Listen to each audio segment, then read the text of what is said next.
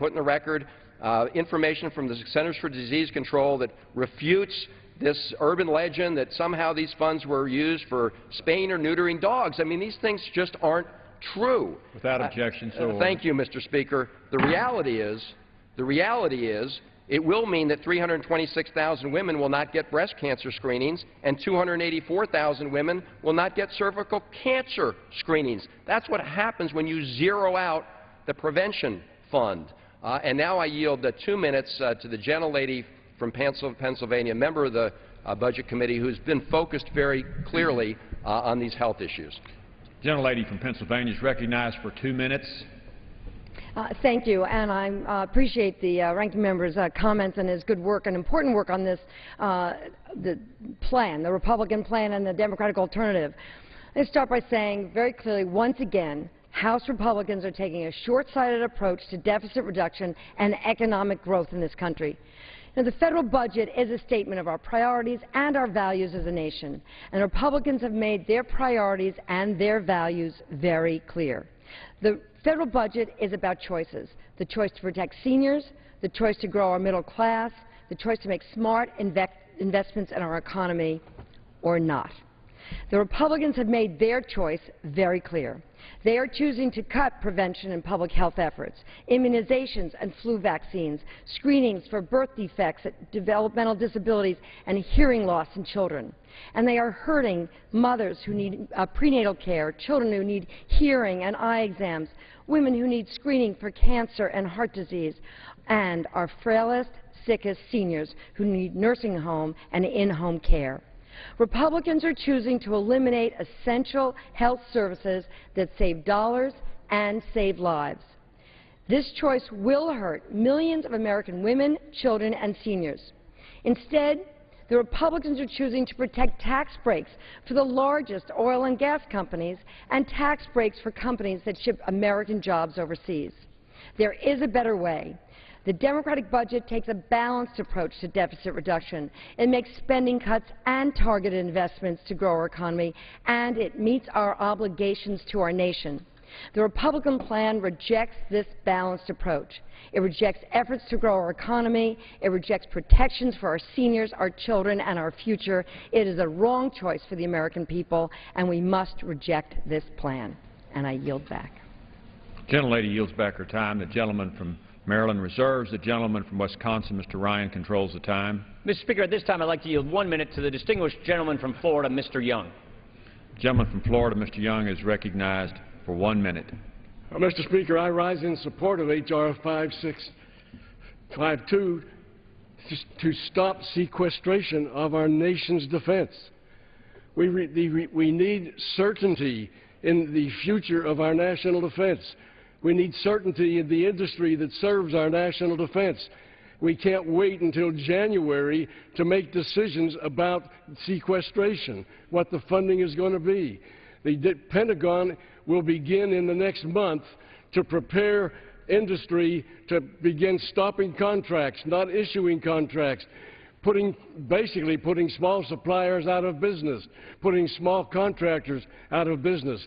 It is important for the readiness of our nation to defend our nation that we avoid sequestration at all costs. And there is much more to be said about this. I would ask unanimous consent to include the balance of my statement, but this is serious. When we talk about sequestration regarding our national defense, this, my colleagues, is serious.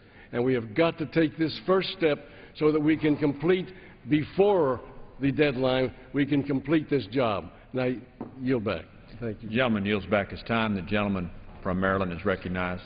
Thank you, Mr. Speaker. It is serious, and the Democratic substitute proposal would have prevented those cuts from going across the board in defense as well as the non-defense part of the budget.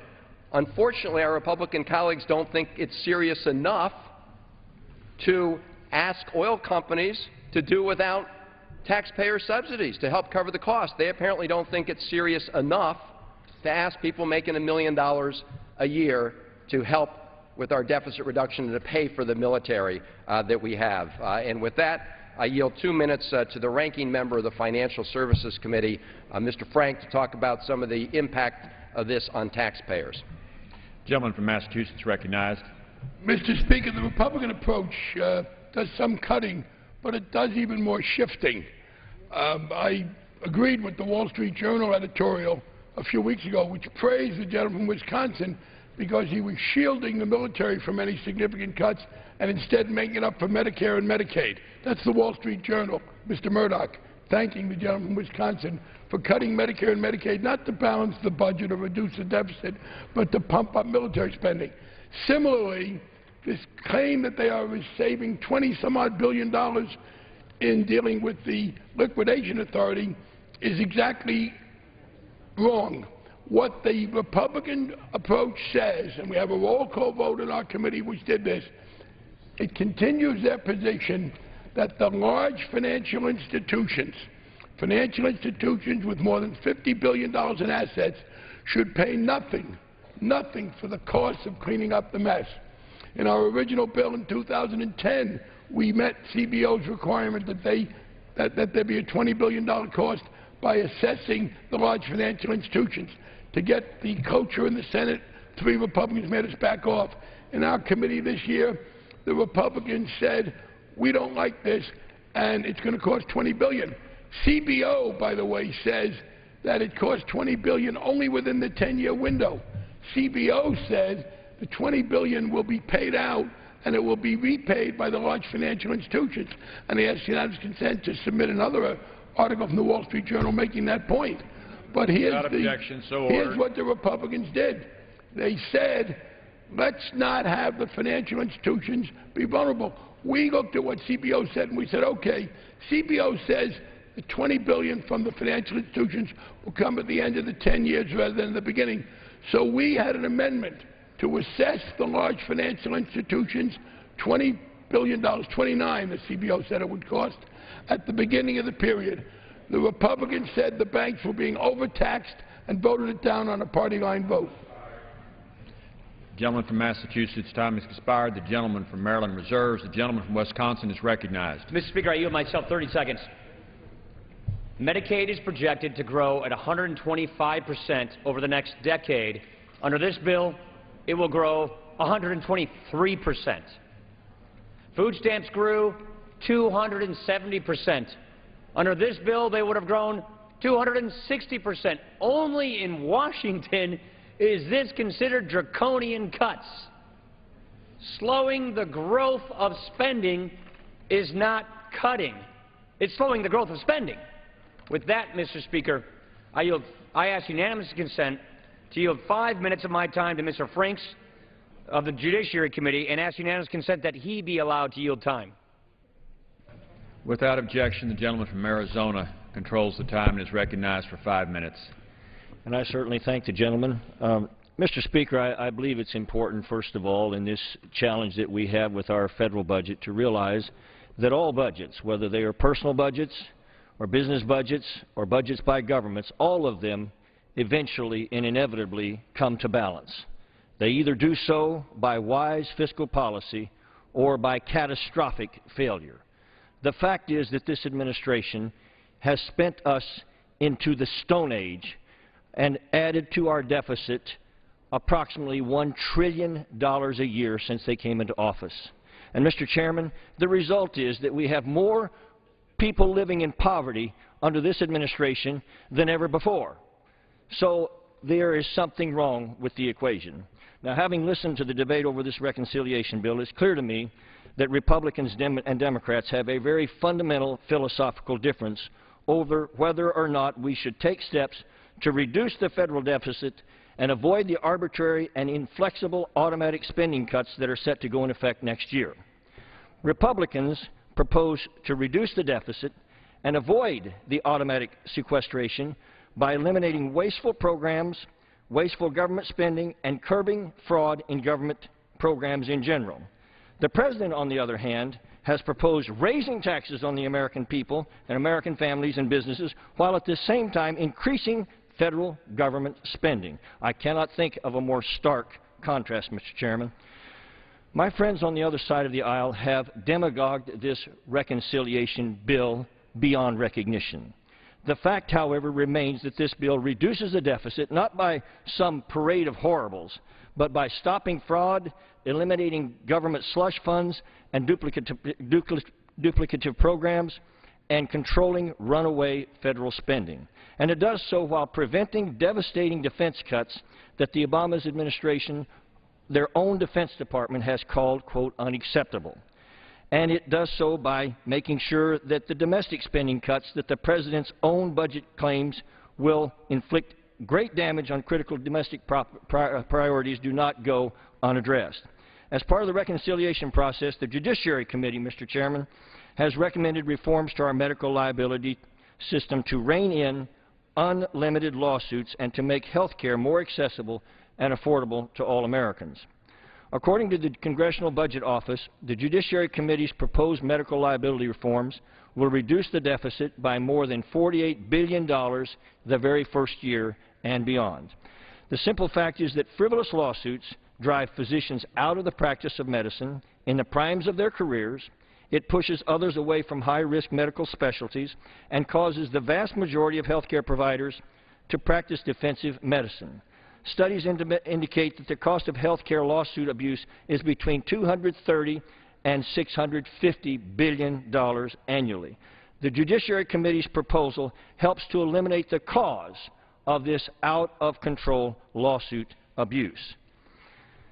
Mr. Chairman, I would just urge my colleagues to join me in supporting this reconciliation package so that we can both reduce the federal deficit and avoid the draconian sequestration of Defense Department funding that threatens serious harm to our national security. Mr. Chairman, just a word on our national security.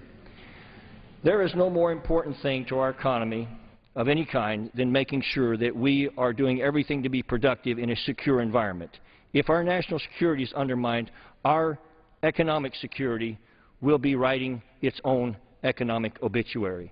And with that, Mr. Chairman, I would yield back and thank the gentleman for yielding. The gentleman yields back his time to the gentleman from Wisconsin. The gentleman from Wisconsin reserves. The gentleman from Maryland, Mr. Van Hollen, is recognized. Thank you, Mr. Speaker. We keep hearing from our Republican colleagues that there's nothing more important than making sure we defend our national security. We agree that that's essential. We also agree that we need a strong economy.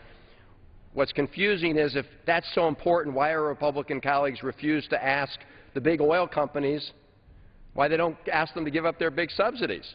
They've said they don't need them. Mr. Speaker, again, we also keep hearing that these cuts aren't going to have an effect, and there's the old saying that you're entitled to your own opinions but not your own facts. What we've been talking about are facts from the Congressional Budget Office about the number of kids that would lose their health care and the number of struggling families that would lose their food and nutrition support. I now yield 1 minute to the gentleman from Puerto Rico, Mr. Pierre Luisi. The gentleman from Puerto Rico is recognized for 1 minute. Mr. Speaker, I strongly oppose the provision in this legislation that would single out the Medicaid programs in the U.S. territories for a 65% cut, even though the territories are already treated in a profoundly unequal manner under this program. I'm joined in my opposition to this cut by the Republican governor of Puerto Rico, Luis Fortuño, who knows discrimination when he sees it.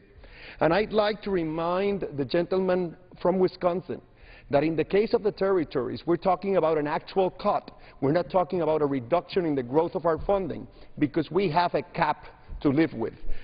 Just as we fought to obtain the funding that this bill now seeks to repeal, we will fight alongside our allies in the White House, the Senate, and this chamber to retain this funding. This is a fight we intend to win. I yield back. The gentleman yields back his time. The gentleman from Maryland reserves. The gentleman from Wisconsin, Mr. Ryan, is recognized. Mr. Speaker, this time I ask unanimous consent to yield 5 minutes of my time to the Chairman of the Oversight and Government Committee. I also ask unanimous consent that Chairman Issa be allowed to yield time. The gentleman is recognized and controls the time for 5 minutes. I thank you, Mr. Speaker. I rise in strong support of this legislation.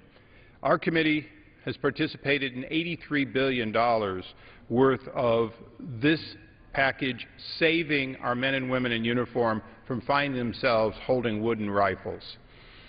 I use that term because it once happened. It wouldn't happen under sequestration. but we would make cuts that would make them just as endangered in some cases as if they were carrying wooden rifles. Now, many people will talk about public servants in a less than kind way. I am not one of them. The federal workforce has kept its promises. The federal workers are not always well-led, well-managed, but they themselves deliver the product they're asked to deliver. However, the President's own commission, often called Simpson-Bowles, on which the chairman of the Budget Committee served, found something that they all agreed on, and that was that, in fact, the pension program that we as federal employees, and I say we because members of Congress pay into Social Security, have a 401k, but we also have a pension, that pension was more generous than our counterparts in the private sector. They recommended that we, in fact, make it a 50-50 shared pension. My contribution from our committee, in fact, does that. At a rate of 5%, phased in over 5 years, we bring the federal workforce, members of the civilian DOD, members of your Park Service, and members of Congress, House and Senate, we bring us all into paying what Simpson-Bowles, on a bipartisan basis, very much felt was a fair share. Now, I want to make sure that everyone understands today that this is, in fact, a changing for members of the federal workforce from what they perceived they would always have. It will not be easy. They will know that after this goes into effect, they will, in fact, not have as much take-home as they did the day before. That's not to say that it isn't due, that it isn't known, and it doesn't need to happen. What it's to say is, let's be understanding. These are tough times. The American people have made sacrifices for many years before this one. Federal workforce has made some sacrifices. The President implemented a pay freeze. But I must tell you, our looking at it is that because of an outdated system, the pay freeze does not, in fact, freeze pay. Step increases have virtually automatically, almost 100% automatically, caused the vast majority of these individuals to be eligible and receive pay increases even at a time in which, theoretically, it was frozen. Additionally, civil servants know that if we're going to continue to hold on to a civil service workforce that has the confidence of the American people, their wages have to be comparable to their civilian counterparts. Our committee will continue to work with others to study to make sure we do keep federal workers fairly paid as compared to the non-military or non-government workforce. But our bill today takes the President's own recommendations, or recommendations made to the President, implements them for a savings over 10 years of $83 billion. We believe this is the federal workforce, and we as their representatives, asking them to make a reasonable sacrifice, one that I know they will do, while remaining confident that they will deliver the kinds of products they can. Lastly, Mr. Speaker, there are things that are not in this bill. The kind of pay for performance that we'd like to see enhanced, the kind of a procedure for quick remedy of individuals who have become disabled that's not in there. There are many other savings and improvements for the federal workforce. We intend to go back on a bipartisan basis and do that. But when it comes to purely paying your fair share, we believe that Simpson-Bowles got it right. We believe the federal workforce will not like this, but they will accept that this allows them to say, our package is not inherently more generous than the private sector. It's been normalized for it, and that and other changes that we made in this bill allow the federal workforce to say, stop saying that we somehow get something and everyone else doesn't. The federal workforce pays into Social Security, into Medicare, and in fact, they're going to be paying half the cost of their pension plan, which is commensurate with their private sector. So I want to be very positive here and saying this is never easy to do in times of austerity. But in fact, the federal workforce will stand behind this, as Congress will, in recognizing that they're doing their share. I'm very proud of the people throughout government who recognize that getting this right is part of being able to say to the American people, we're all in this together. And with that, I yield back. The gentleman yields back his time. The gentleman then from Wisconsin controls the majority time. The gentleman from Maryland, Mr. Van Hollen, is recognized. I thank you, Mr. Speaker, and I appreciate the words the chairman of the Government Affairs Committee said with respect to federal employees. If you listen to the comments of a lot of his colleagues, they have made federal civil servants scapegoats, and in fact their budget that's before us today does hit federal employees. So the folks in the intelligence community who helped track down Osama bin Laden, what do they get under this proposal? 5% pay cut. How about the folks at NIH who are every day looking to find cures and treatments for diseases that plague every American family? 5% pay cut. How about the nurses who work in the Veterans Hospital? 5% pay cut. And yet you don't cut the direct payment subsidies to agriculture. You don't cut the subsidies of the big oil companies. You just want to whack federal civil servants. And with that, I yield 2 minutes to the gentleman from Maryland, Mr. Hoyer, who has been working on this issue for a very long time. The gentleman from Maryland, Mr. Hoyer, is recognized for 2 minutes. I want to thank my friend, Mr. Van Hollen, for the work he's done. And I want to rise in opposition to this focus on federal employees. First of all, the federal employees have contributed $75 billion over the last 2 years towards helping us reduce the deficit. $75 billion. No other working American has been asked to do that. You treat federal employees in this House as second-class working people. That's wrong. This is a 5% tax increase on federal employees. Nobody else. Nobody else do we ask. The richest people in America we don't ask to help solve this deficit problem, but federal employees, yes, $75 billion contribution. And you don't blink an eye because it's easy, because we demagogue about government, and by association we demagogue about bureaucrats used as an epithet. These are, as Mr. Van Hollen pointed out, people who protect our food, try to make sure that we can find cures to cancer, protect us from terrorism, guard our borders. That's who we're talking about. And we treat them as second-class citizens. That's wrong. It's wrong for our country, it's wrong for the American people, and it's wrong for us as an institution representing the government of this country. Ladies and gentlemen, reject this. I'm going to talk about other aspects of this so-called reconciliation bill at a little future date. But I ask you, on this basis alone, federal employees, I will tell you, as one who represents a large number, are ready to participate in helping to bring down this deficit and meet this crisis. But do not ask them to do it alone. That's what Mr. Van Hollen says about oil companies, big corporations, loopholes, and the wealthiest in America. Don't simply ask more from those who have less and ask less from those who have more. That is not good policy. Let us not pursue it. And I yield back the balance of my time. The gentleman's time has expired. The gentleman from Maryland. The gentleman from Maryland, it's now my privilege to yield 3 minutes to another great member of Congress from the state of Maryland, the ranking member on the Government Affairs Committee, Mr. Cummings. Thank you, Mr. Van Hollen. This week marks the 28th anniversary recognized for 3 minutes. of Public Service Recognition Week, a week in which we honor the contributions of federal, state, local, and government employees. These employees include outstanding public servants like IRS's Shauna Henlon, from Representative Rob Bishop's congressional district, who saved the United States taxpayers billions of dollars by identifying and bringing to justice tax evaders and scammers.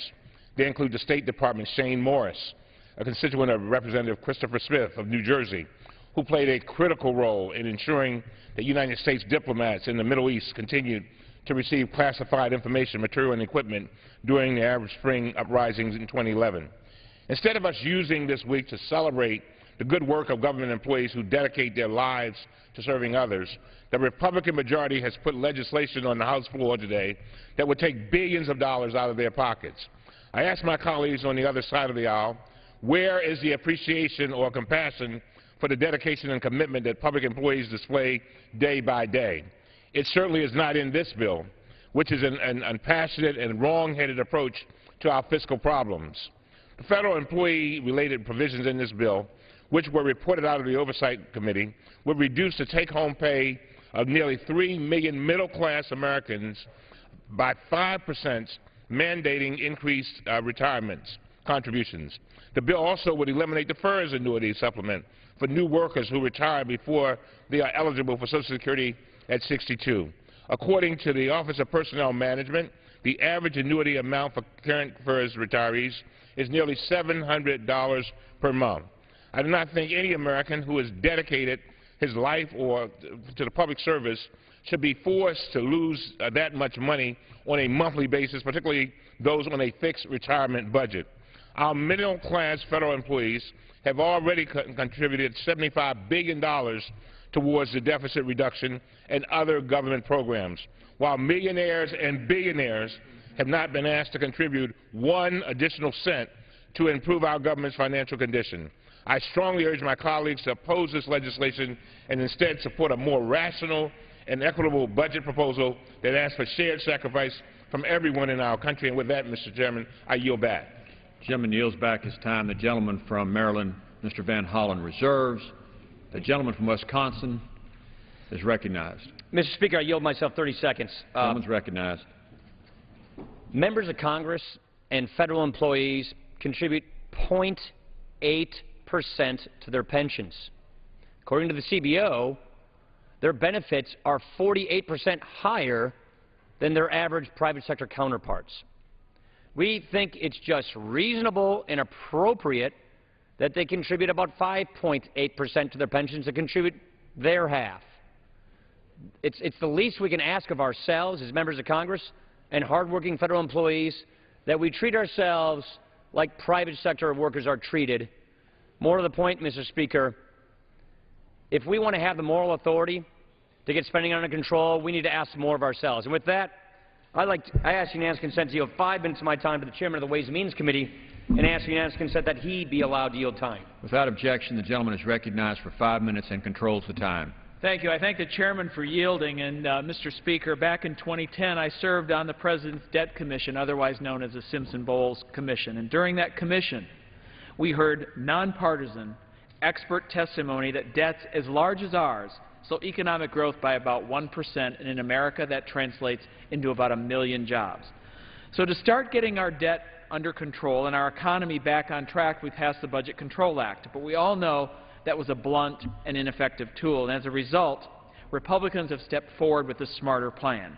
And today I want to highlight the more targeted, sensible reductions in spending the Ways and Means Committee has offered as part of the reconciliation process, each of which has enjoyed bipartisan support. Our first recommendation requires exchange subsidies in the Democrats' health care law to be repaid in full. This is simple, common sense. If you aren't entitled to the benefit, you don't get to keep it. This policy will reduce the deficit by $43.9 billion over the next 10 years. A Democrat-controlled House and a Democrat-controlled Senate first used a version of this to offset in 2010 and to pay for a temporary Medicare so-called doc fix. This Congress also endorsed this policy as part of the 1099 repeal legislation that became law early last year. And as Secretary Sebelius has previously said, requiring the return of exchange subsidy overpayments, quote, makes it fairer for recipients and all taxpayers, end quote. Mr. Speaker, I now yield 1.5 minutes to the gentleman from Texas to discuss the committee's second recommendation. He is a true American hero as well as chairman of the Social Security Subcommittee. The gentleman from Texas, Mr. Johnson, is recognized for 1.5 minutes. Thank you. I thank the gentleman for yielding. Mr. Speaker, due to a loophole in the tax code, the IRS is shoveling out billions of Americans' taxpayer dollars to those who are here illegally. The good news is this reconciliation measure includes a common-sense solution based on legislation I've authored that would save $7.6 billion by putting a stop to this. The provision would stop illegal immigrants from getting the $1,000 refundable child tax credit by simply requiring tax filers to provide their Social Security number. Right now, those who are here illegally can get cash from Uncle Sam by providing an IRS-provided taxpayer ID number to claim the refundable credit. Illegal immigrants are even filing tax returns claiming children who do not live in America. according to a recent report by NBC Indianapolis WTHR. Mr. Speaker, there really shouldn't be any controversy over this. The American people are speaking out against this. The Treasury and Tax IG has spoken out against this. Democratic Senator Claire McCaskill has spoken out against this. Even the administration supports the idea of preventing illegals from receiving public benefits through funding of a verification program. Mr. Speaker, we can fix this, put a stop to the abuse of precious taxpayer dollars by simply requiring a Social Security number. Americans want, need, and deserve better protection of their hard-earned money, and we owe it to the United States of America to take action today. I yield back. Thank you. The gentleman yields back. The gentleman from Michigan, Mr. Camp, is recognized. Thank you, Mr. Speaker. I now yield 1 minute to the chairman of the Human Resources Subcommittee, the gentleman from Kentucky, to discuss the committee's final recommendation. The gentleman from Kentucky is recognized for 1 minute. Thank you, Mr. Chairman. Mr. Speaker, I rise in support of this legislation, including the provision to end the duplicative social services block grant. As chairman of the Ways and Means Human Resources Subcommittee, we held a hearing last year on duplicative programs such as SSBG. Despite what we've heard from some on the other side, our concern is not focused squarely on the design of the SSBG program, which does not serve taxpayers well for a number of reasons. SSBG is duplicative and unfocused. It supports 29 different types of social services with no eligibility requirements. The federal government already spends $446 billion per year on other social services programs, which is about 260 times the amount of SSBG spending. With no state spending requirements or accountability for results, SSBG is more akin to stimulus dollars than other, more effective anti-poverty programs. With staggering deficits, we can't afford to send money to states without accountability through a program that is replicated by literally dozens of other federal programs. That's what SSBG does today and why it makes sense to end this duplicative program. With that, I yield back. The gentleman yields back his time. The gentleman from Michigan, Mr. Camp, is recognized for 1 minute. Thank you. Today the economy is down and we're out of money. So it's our responsibility to reevaluate these programs, assess whether they're meeting their intended purpose, and to determine if the American taxpayer can afford them. We must reduce the burden our debt is putting on our economy, our families, on job creation in this country. This legislation does that. It encompasses common sense, bipartisan policies, and I urge its passage, and I yield back the balance of my time. The gentleman yields back his time. The gentleman from Wisconsin reserves. The gentleman from Maryland, Mr. Van Hollen, is recognized.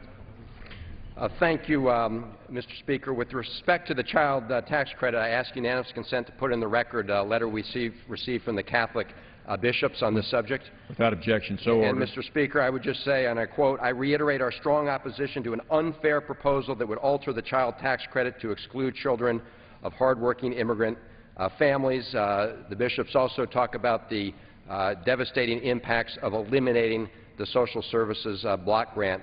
And now I yield 2 minutes to the ranking member of the Energy and Commerce Committee, who has been working so hard on these issues, Mr. Waxman.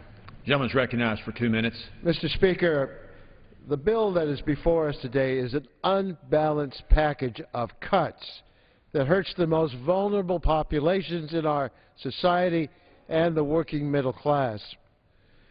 There was a budget agreement on a bipartisan basis between the Congress and the President where we would shield low-income programs from the cuts that are now before us today. That agreement is being rejected, and the Republicans are pushing for cuts for low-income programs such as Medicaid, SNAP, the food stamp program, programs helped by the Social Security's block grant that are vital to maintaining and continuing our economic recovery. These are the safety net programs. With the slashes in Medicaid, we'll have hundreds of thousands of people, including 300,000 children, denied health insurance. Is this something that we have to do when we're letting others not do their fair share? The bill would establish a federal medical malpractice system that tramples on the meaning of states' rights which the Republicans have said is a central tenet of their point of view. They would undermine our future health care by cutting prevention and public health investments. They would make it harder for women to access important and life-saving preventive care. And they failed to protect Medicare from billions of dollars in cuts that would happen under the sequestration. But we shouldn't be surprised. This is all based on the Ryan budget the Republicans passed on the House floor last month. And under that budget, defense spending is increased over investments in health, education, and research. Medicare, as we know it, would come to an end. The number of uninsured would rise. But millionaires and billionaires... Seconds.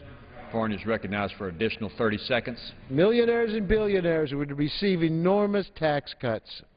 Instead of a budget that reduces the deficit, actually reduces the deficit, which this budget would not do, and tries to do it in a balanced and fair way, the Ryan budget and this bill specifically target those most in need and puts our nation's financial recovery at risk. I urge a no vote on the bill. Yield back the balance of my time. Gentleman yields back his time. The gentleman from Maryland reserves. The gentleman from Wisconsin is recognized. Sure. At this time, I yield 1 minute to the gentlelady from the Virgin Islands, Ms. Christensen. Gentlelady is recognized for 1 minute. Thank you. Mr. Speaker, to say I rise in strong opposition to this bill would be an understatement. In addition to the other egregious cuts, this bill would eliminate the critically needed $6.3 billion in funding that the U.S. territories' Medicaid programs receive under the Affordable Care Act. And more than that, it sends a clear message to Americans in the territories that while they're American enough to defend this nation during times of war, they are not American enough for this nation to protect and preserve their health and well-being. This bill is un-American. It is unjust. I ask my colleagues to vote no on this terrible reconciliation bill, and I ask unanimous consent to include the list of organizations opposing the cuts to our Medicaid funding. And I yield back the balance of my time. Without objection, so ordered. Gentlelady yields back. Gentleman from Maryland reserves. The gentleman from Wisconsin is recognized. Mr. Speaker, this time I'd like to yield 1 minute to a gentleman from Oklahoma, a member of the Budget Committee, Mr. Cole. The gentleman from Oklahoma is recognized for 1 minute. Thank you, Mr. Speaker. The American people know in their gut that they're not taxed too little, and they also know that the federal government spends too much. This bill is an important first step in restraining spending and bringing our out-of-control deficit under control. I'm very proud of our chairman, Mr. Ryan, and our committee for bringing it to the floor. I'm even prouder of the 6 authorizing committees that systematically did their job, reviewed non-discretionary spending, and found real savings that we can use to reduce the deficit and protect important investments in defense. Taming the deficit will require that we take these steps each and every year going forward. We haven't done it since 2005. It's time to do it today. Let's take a step in the right direction. With that, I yield back. The gentleman yields back. The gentleman from Wisconsin reserves. The gentleman from Maryland is recognized. Thank you, Mr. Speaker. At this time, I yield 2 minutes to the distinguished ranking member of the Ways and Means Committee, Mr. Levin. The gentleman is recognized for 2 minutes. Consent to revise and extend. Without objection. This bill is vivid evidence of the radicalization of the Republican Party. I recall decades ago chairing a committee in the Michigan State Senate and addressing a number of reforms affecting the lives of working men and women. I directly engaged in give and take and negotiated final legislation with Governor George Romney, resulting in legislation that passed on a bipartisan basis. Today, the radicalization of the Republican Party would make that impossible. Instead, we have a bill that would take away food stamps for 2 million Americans, children, working parents, and seniors, threaten 280,000 school meals, and end the social services block grants, which provide home care, transportation for individuals with disabilities, protection for abused children, and Meals on Wheels. All of this and much more extremism to carry out an additional tax cut of $240,000 for the very wealthiest 1% of taxpayers. We can turn off the budget sequester and the damaging across-the-board cuts, but not with this extreme partisan bill. The House leadership refuses to follow a bipartisan path. This bill is sad proof of how the Republican Party of today has moved dramatically to the extreme, leaving behind most Americans except the very wealthiest. Mr. Speaker, I now ask unanimous consent to enter into the record letters from the following organizations that are opposed to this bill's drastic cuts in services for the elderly, the disabled, and children: the U.S. Conference of Catholic Bishops, Catholic Charities, the Jewish Federation of North America, Easter Seals, the AARP, the ARC, National Foster Care Coalition, the Child Welfare League of America, the Coalition on Human Needs, the National Women's Law Center, the Leadership Conference on Civil and Human Rights, the National Conference of State Legislators, and the American Public Human Services Association. Without objection, so ordered. And the gentleman's time has expired. The gentleman from Maryland reserves. The gentleman from Wisconsin is recognized. Mr.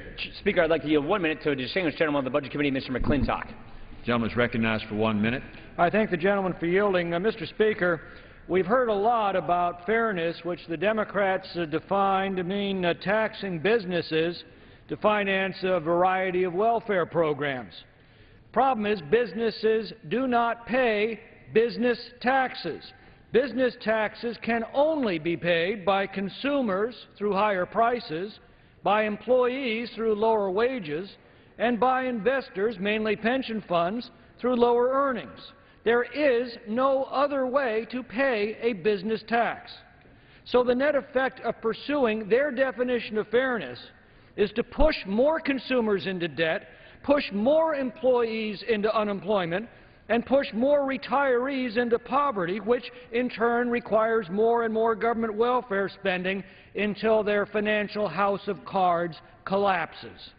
That's the economic spiral their policies are producing in our time. The House budget, which this act advances, breaks that cycle and restores policies that throughout our history have lifted our nation from times of want and despair to eras of prosperity and abundance. The gentleman's time has expired. The gentleman from Wisconsin reserves. The gentleman from Maryland is recognized. Thank you, Mr. Speaker. We're still waiting for this House to take up the President's jobs bill that was submitted last September. We've seen 25 consecutive months of positive private sector job growth. Was a whole lot better than where we were in January when the President was sworn in, losing 800,000 jobs a month. But we need to sustain that recovery, and we're still waiting. The clock is ticking. Let's take that legislation up so that we can accelerate the recovery. With that, I yield 2 minutes to the gentlelady from Texas representing the ranking member of the Judiciary Committee, Ms. Sheila Jackson-Lee. Ms. Jackson-Lee is recognized for 2 minutes. That's unanimous consent. Without objection. I thank the Speaker. I thank the ranking member. I thank the ranking member of the full Committee on Judiciary, Mr. Conyers, who worked extensively to bring reason to this discussion. And I must remind my colleagues that this is a debate that is, of course, necessary, but it is not going anywhere. This is, in essence, to respond to the potential impending sequestration and the deadlock of the committee, but the deadlock of the committee gave us an opportunity to work in a bipartisan manner. And my good friend who just spoke on the other side of the aisle talked about abundance and prosperity and talked about welfare. Well, I would say to the gentleman that we're not talking about welfare. We're talking about investment in people. And we're talking about not having a siege upon our children. On April 25th, 2012, we were back in the Judiciary Committee again looking at medical malpractice for the umpteenth time. And I wondered why we were there, and it was because each committee was told to find a way to find money. And so the directions of the Republicans for the Judiciary Committee was to oppress the sick and to be able to cap medical malpractice insurance on innocent victims of women and children and the elderly when the medical system fails us as it relates to medical devices and other elements. We were told to eliminate for the children of America by limiting non-economic damages, restricting punitive damages, limiting access to courts for poor victims of medical malpractice, shortening the statute of limitations for claims, eliminating the protections of children, and prohibiting joint and several liability. We were simply told to shut the courthouse door for children that needed to be able to have the opportunity to have their lives saved. Just like the little boy who needed surgery in a hospital in San Antonio. And they told the family it was a serious surgery. They needed to have a cardiologist on staff. He went into surgery, and of course things went wrong. There was no cardiologist there. There was a mishap. There was a fault, and that little boy died. They want to deny that family, that poor family, the access to the courthouse. That is what this bill does. And when my friends begin to talk about what else it does, it cuts the SNAP, the nutrition program. It cuts Medicaid. Mr. Speaker, what I would say is that this bill is a siege on children. We should oppose it. It is not reconciliation.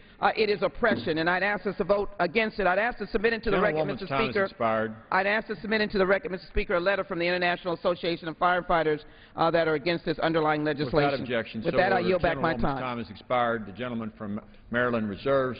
The gentleman from Wisconsin recognized. At this time, Mr. Speaker, I'd like to yield 1 minute and 30 seconds to a member of the Budget Committee, a gentleman from Oklahoma, Mr. Langford. The gentleman from Oklahoma is recognized for a minute and a half. Thank you, Mr. Speaker. It's interesting just to hear all the hyperbole. As a freshman that walks in this body and not used to hearing all the back and forth, used to sitting down at the table and working things out and actually going around the facts, it's always fascinating for me to be able to hear the speeches and to be able to hear how oppressive things are when there's some simple things.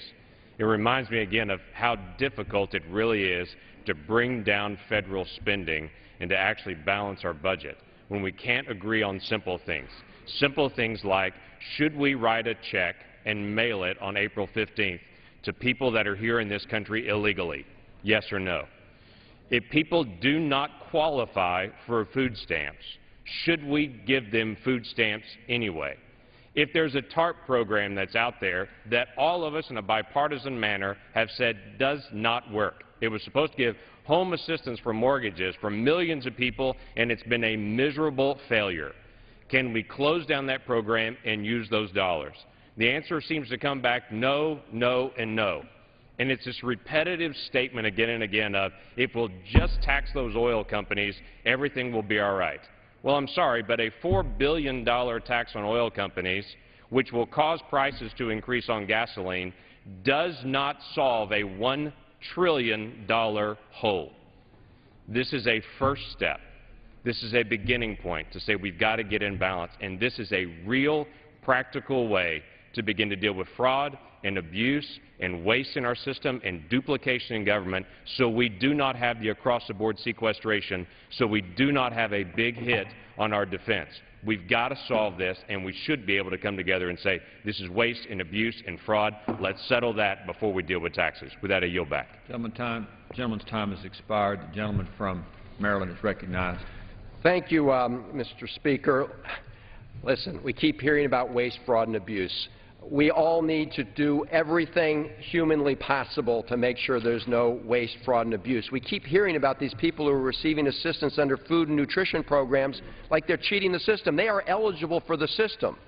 And that is why the nonpartisan Congressional Budget Office says that 22 million households with kids are going to see their food nutrition cut, not because they're getting it somehow fraudulently, because what the Republican proposal does is cut it off. Almost 2 million people eliminated access to the food and nutrition program. Somebody who knows a lot about these issues is a terrific member of the Budget Committee. I now yield a minute and a half to the gentlelady from Wisconsin, Ms. Moore. And the gentlelady from Wisconsin is recognized for 1 minute. Thank you so much, and thank you, gentlemen from Maryland. You know, it's important that the American people know the truth about this sequester replacement bill.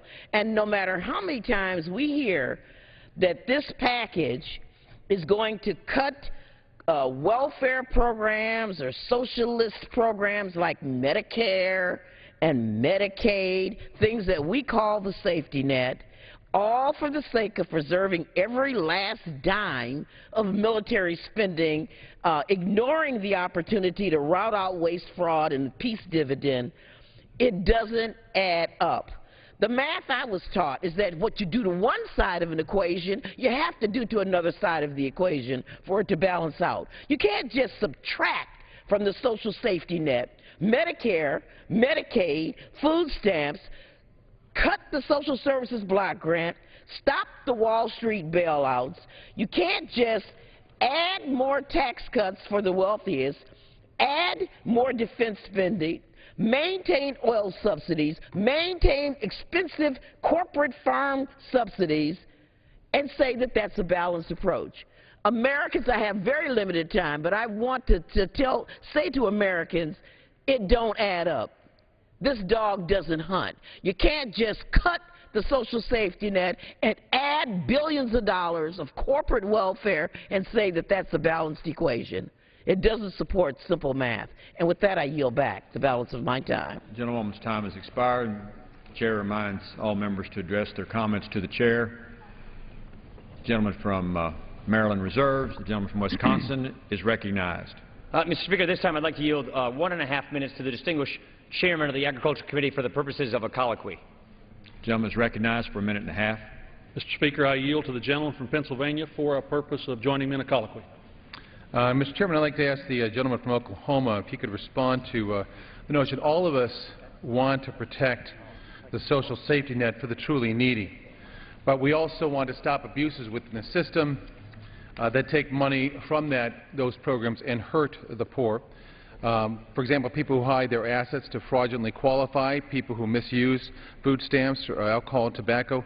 So I'd like to ask the gentleman if he's going to be doing more to close loopholes, reduce waste and abuse, and reform the system while really protecting those who qualify. And I yield back to the gentleman for answer. The gentleman from Pennsylvania is exactly right. That is the goal of our language in this bill, and it will be the additional efforts that we will undergo in the comprehensive farm bill that will follow soon. And taking my time back, if I have one additional question for the gentleman, and ask, in fairness here, will you be bringing forward a bill to the House from the committee that's truly going to reform farm subsidies, produce savings, and result in deficit reduction? And I yield back to the gentleman for an answer. I would say to the gentleman from Pennsylvania that when we come with our comprehensive farm bill, things that have been identified by many people as a concern like the direct payments will not be there. We will address all spending in all portions of the farm bill. We will make reductions in every part of agricultural spending as we do our part in helping address this huge, tremendous national deficit. I thank the gentleman for his responses. I yield back. Thank you. The gentleman's time has expired. The gentleman from Wisconsin, the gentleman from Maryland is recognized.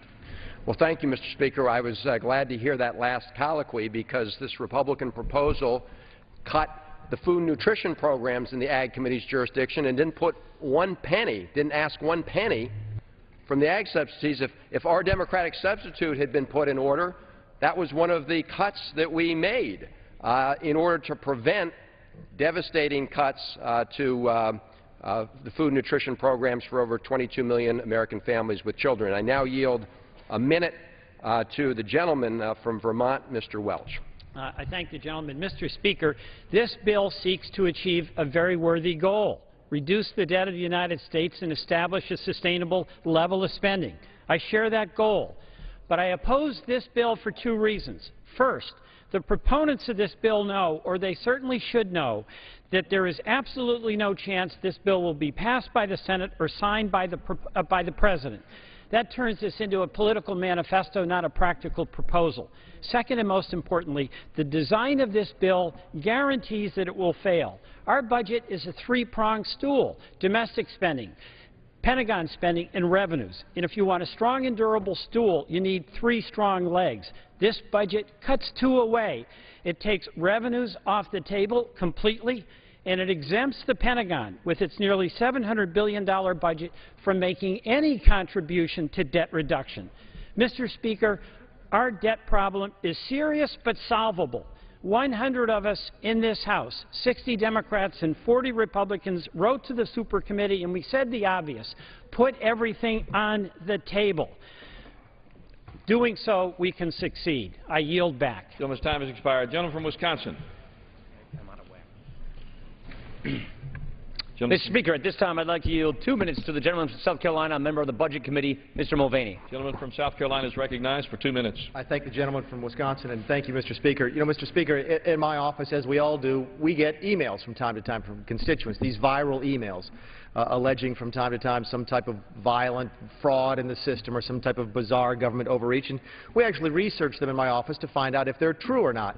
And we got one this week. In fact, we got dozens of them this week about a program where supposedly it was part of an investigative report by a television station in the Midwest that said that supposedly illegal immigrants were able to file paperwork every April 15th and receive $1,000 back from the federal government for every child that they had, regardless of whether or not they could prove that the child existed, regardless of whether or not the child actually lived in the country.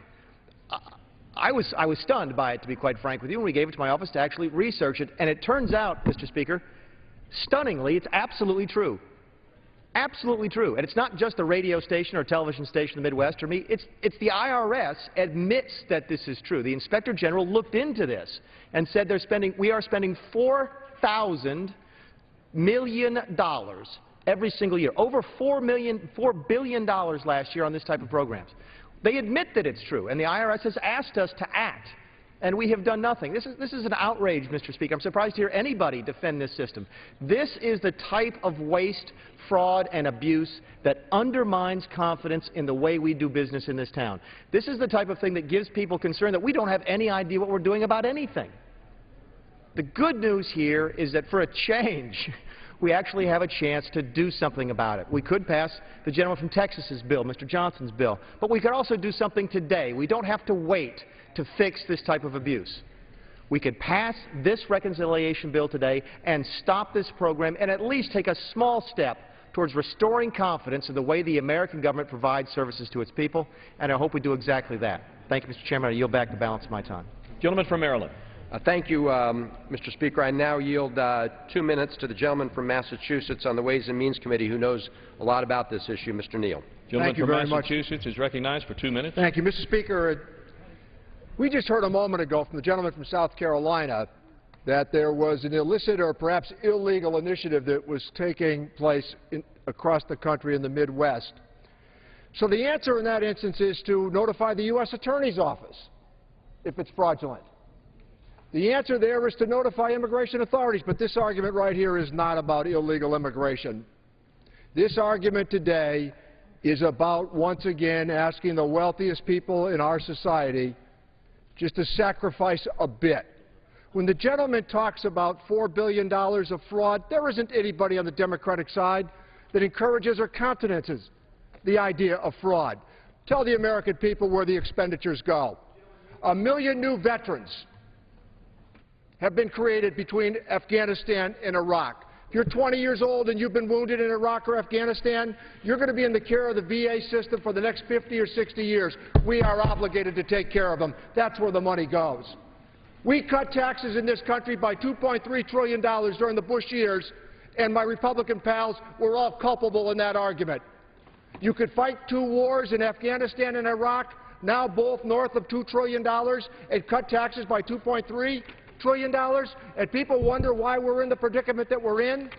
12 successive years of tax cuts, and at the same time asking nothing of the people at the very top, who incidentally during the Clinton years were not even asking for a tax cut. Their argument was pay down the debt. We are being asked to revisit with this budget what went awry during the Bush years. We are being asked with this budget to go back to the policies that got us into this predicament during the Bush years. We are being asked at this time once again to ask the poorest people in our society to shoulder the burden of tax cuts for the wealthiest in America. Tax cuts that have not paid for themselves, tax cuts that will not pay for themselves, and tax cuts that do not take us on a sound path to fiscal stability in the near or long-term future. This conversation should be about balancing the budget, and it should be done Democrats and Republicans, not with a sledgehammer that's being proposed early this afternoon. Gentleman's time has expired. Gentleman from Wisconsin. I'd say, Mr. Speaker, this is not a tax cut bill, this is a spending cut bill. With that, I'd like to yield 2 minutes to the gentleman from Georgia, Mr. Gingrey. Gentleman from Georgia is recognized for 2 minutes. Mr. Speaker, I rise in strong support of H.R. 5652, the Sequester Replacement Reconciliation Act. I commend Budget Committee Chairman Paul Ryan for his leadership in bringing this important legislation to the floor.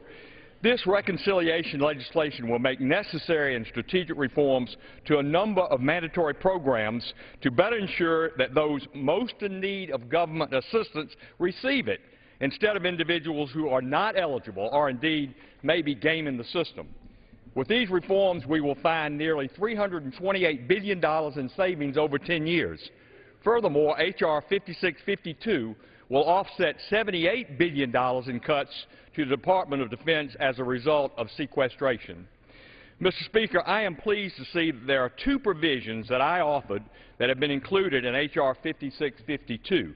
The first is H.R. 5, which seeks to address the rising cost of health care through meaningful, fair, and balanced medical liability reform.